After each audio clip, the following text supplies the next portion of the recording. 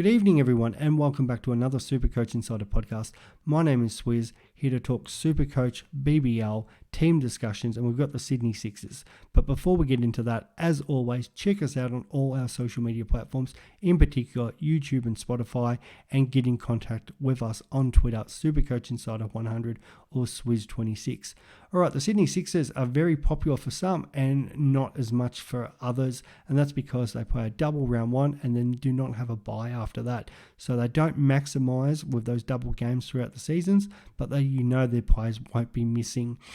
The other issue with them, they've probably got one player of value that is confirmed to play every week, and then you've got maybe Jack Edwards with a potential there as a rookie value player, but most of their other players that you want are pretty expensive.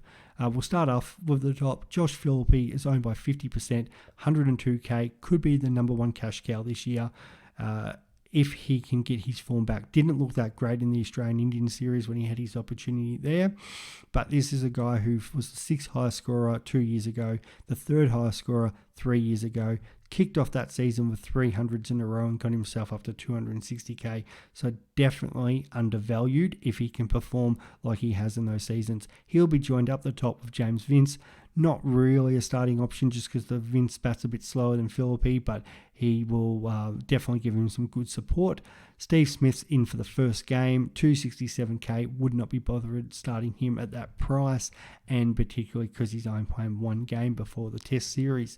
Daniel Hughes, Patterson or Jack Edwards, one of them will start and then one of them will come in when Steve Smith misses that second match. Henriques and Silk are pretty reliable in that middle order, but they're not super coach relevant. Joel Davies, again, probably not super coach relevant.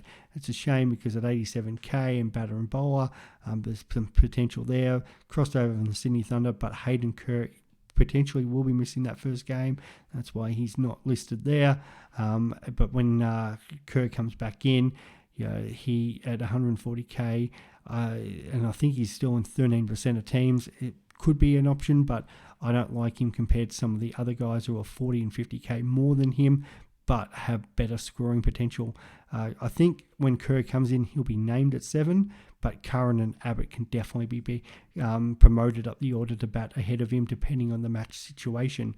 Tom Curran, 26% of teams, Abbott, 22% of teams, and you can see why. Both of them very popular, going to have the opportunity to come in late in the order, especially when the Sixers are batting first, and hopefully knock up a 20 with a very good strike rate, and they will be bowling the death overs there, which gives them a real potential to pick up those cheap wickets. Fantastic bowlers. Abbott's been one of the best players for a number of years. Did have a run a few years ago before injury where he just came out and absolutely smashed his first 3 matches. Ben Dorshus has appeared in a few teams who are super coaches who regularly finish up high. So I can, if they're thinking about him, it's somebody you have to consider. His second game of the season, which was round 5 last year, he scored a 199, and he has scored a 200 plus before against the Hurricanes as well. So another fantastic bowler, and did play for Australia recently, so you can see the quality there. Stephen O'Keefe is the spinner, probably a little bit overpriced at the moment. With Todd Murphy out because he'll be with the Australian squad, and Raheem Ahmed, who has withdrawn, the young English spinner.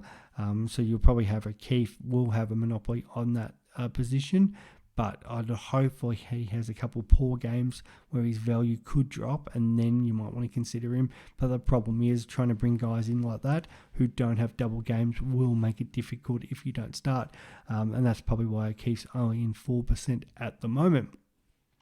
So I really think with the Sixers, Philippe is the one that you probably should be considering. He's probably been in and out of my side just because I'm trying to get the right double game matchups that I want.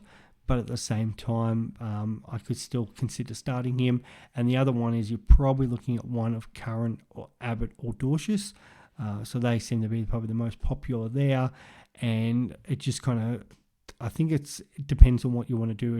If you're looking at keeping them, in particular Abbott or Curran is probably the options there. But if you are looking at pivoting them to, in particular, to Matt Short, and you've got the money, or you've got another trade in mind which will get you that money to get him up to short, then probably just take the one which you've got the best feel on. At the moment, for me, it's Tom Curran at 180.